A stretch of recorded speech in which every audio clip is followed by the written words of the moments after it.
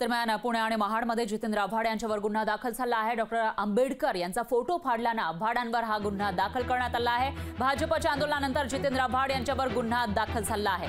तर आज जितेंद्र आव्हाड हे मनुस्मृती दहन करण्यासाठी महाडमध्ये गेलेले होते। त्या ठिकाणी आंदोलन करण्यासाठी गेले होते, पण हे आंदोलन त्यांच्या अंगाशी येताना दिसून येते। या ठिकाणी त्यांनी चुकून डॉक्टर बाबासाहेब आंबेडकर यांचा फोटो फाडला आणि त्यानंतर आता त्या प्रकरणामध्ये जितेंद्र आव्हाड यांच्यावर गुन्हा दाखल झाला आहे।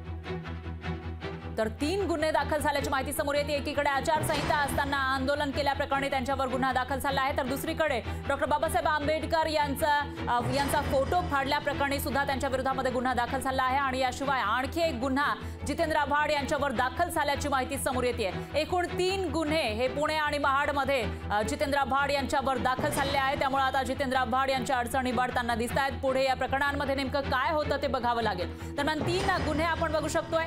एकीकडे 295 अ नुसार त्यांच्यावर गुन्हा दाखल झाल्याचं आपल्याला दिसून येते आणि त्याचबरोबर इतरही गुन्हे हे दाखल झाल्याची माहिती समोर येते।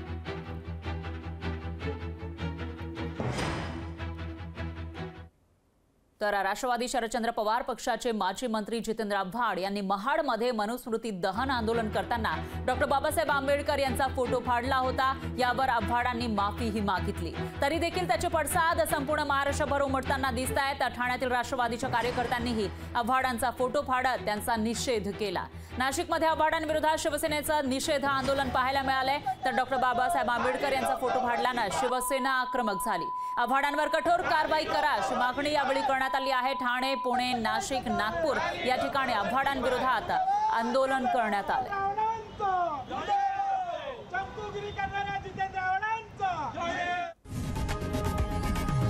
लोकशाही मराठी ऐका, पहा, जागरूक रहा।